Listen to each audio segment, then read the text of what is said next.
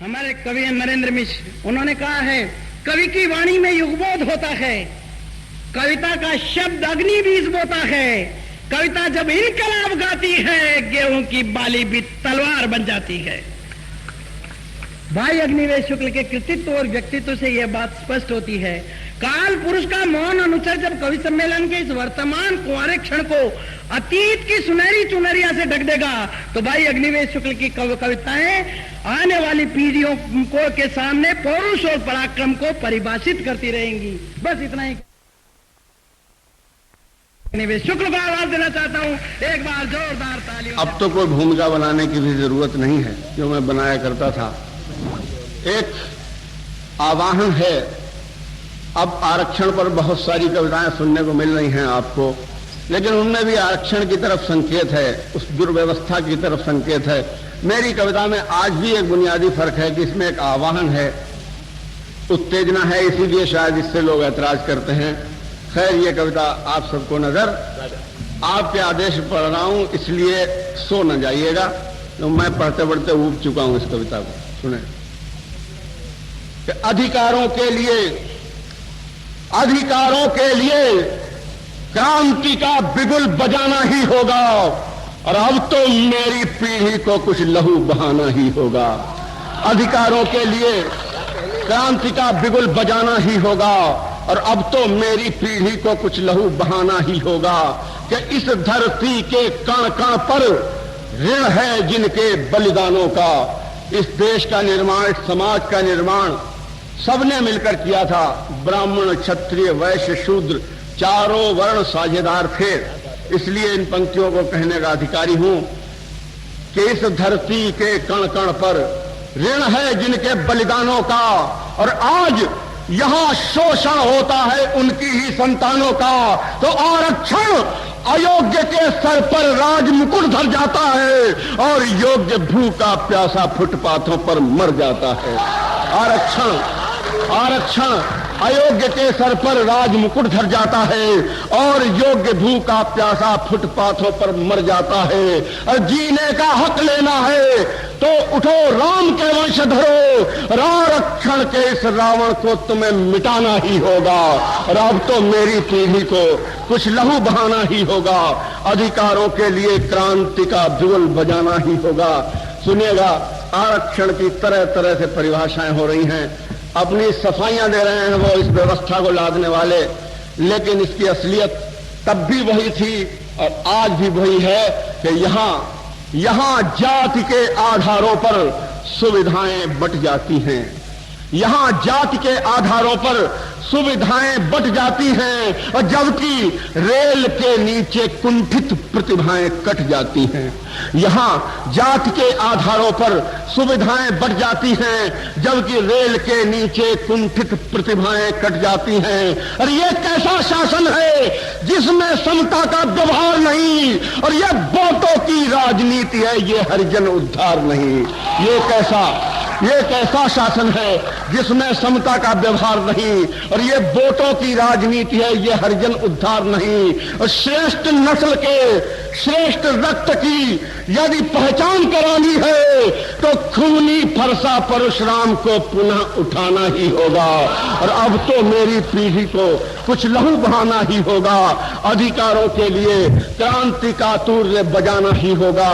और चार पंक्तियां प्रबुद्ध लोगों के लिए कि ब्राह्मण भी रोटी की खातिर सिसक रहे हैं भारत में।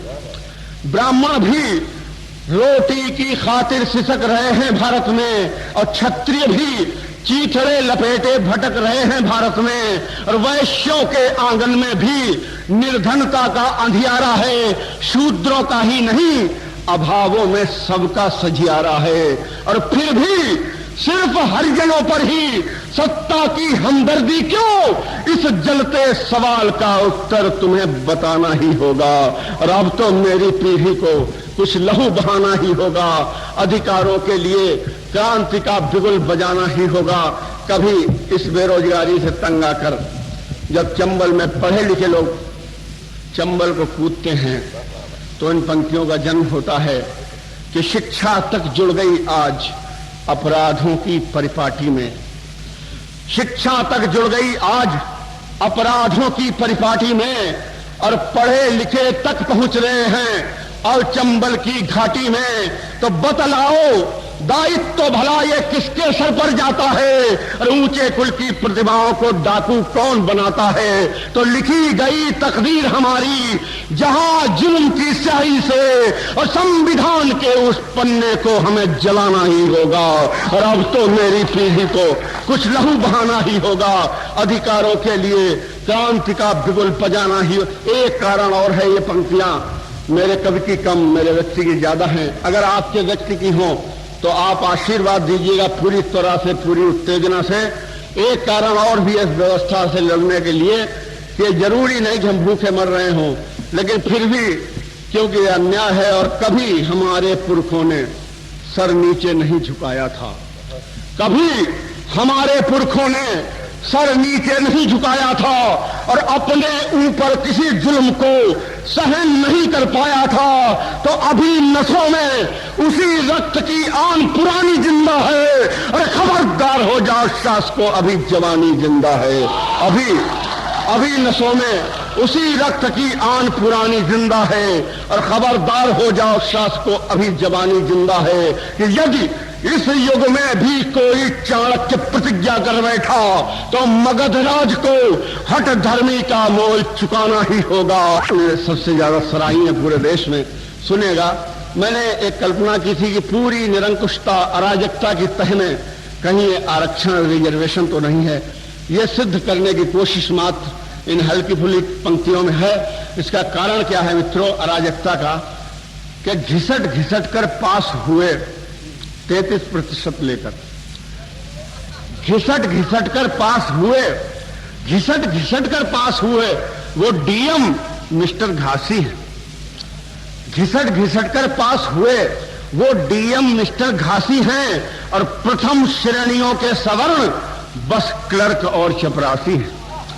घिसट घिसट कर पास हुए वो डीएम मिस्टर घासी हैं और प्रथम श्रेणियों के सवर्ण बस क्लर्क और चपरासी हैं। तो गुणहीन अधिकारी हो तो अनुशासन कैसे होगा और सिंहों के बेटों पर भेड़ों का शासन कैसे होगा? घिसट घिसट कर पास हुए, घिसट घिसट कर पास हुए, घिसट घिसट कर पास हुए वो डीएम मिस्टर घासी हैं और प्रथम श्रेणियों के सवर्ण बस क्लर्क और चपरासी हैं। अरे गुणहीन अधिकारी हो तो अनुशासन कैसे होगा और सिंहों के बेटों पर भेड़ों का शासन कैसे होगा? और लगता है पहले से ज्यादा बहरी अपनी संसद को भगत सिंह का संदेशा फिर से पहुंचाना ही होगा। और अब तो मेरी पीढ़ी को कुछ लहू बहाना ही होगा। कविता की अंतिम पंक्तियां विराम दे रहा हूं पाठकों मित्रों, लेकिन एक बात ध्यान में रखकर इन पंक्तियों को सुने कि आज से 12 वर्ष पहले मैंने पंक्तियां कही थी। अगर मेरी कविता सच्ची है तो आप ध्यान दीजिएगा, आपको सुना चुका हूं आपके शहर में कई बार कि ये पंक्तियां आज चरितार्थ हो रही हैं कि नहीं। और मैंने 12 वर्ष पहले लिखा था कि देखोगे तुम सिर्फ खून की तेज रवानी सड़कों पर। पूरे देश में मैं इन पंक्तियों को पढ़ सकता हूं गर्व से। देखोगे, 12 साल पहले कहा था, देखोगे तुम सिर्फ खून की तेज रवानी सड़कों पर और सर से कफन बांध कर निकली अगर जवानी सड़कों पर। देखोगे तुम सिर्फ खून की तेज रवानी सड़कों पर, सर से कफन बांध कर निकली अगर जवानी सड़कों पर, तो नेताओं उस महाप्रलय के ठेकेदार तुम ही होगे और लाशों से पट गई धरा तो जिम्मेदार तुम ही होगे। नेताओं उस महाप्रलय के ठेकेदार तुम ही होगे और लाशों से पट गई धरा तो जिम्मेदार तुम ही होगे। जाति युद्ध यदि भड़क उठा तो एक बार फिर दिल्ली को आल्हा ऊदल की तलवारों से टकराना ही होगा। और अब तो मेरी पीढ़ी को भाई सुरेंद्र दुबे का मैं आह्वान करता हूं, उन्हें आमंत्रित करता हूं कि थोड़ा सा पब्लिक को शिथिल करें, थोड़ा गुदगुदाएं बस। मित्रों मैं पढ़ नहीं सकता, ऐसा होगा मैं कोई स्पिनर नहीं हूं जो एक तरफ से 26 ओवर फेंक दूं। मैं ज्यादा कविताएं साथ पढ़ नहीं सकता। मैं भाई सुरेंद्र दुबे, मैं ये कर ही नहीं पाता यार, तू कर ले, और कम बोल पाता हूं। जो लोग जा रहे हैं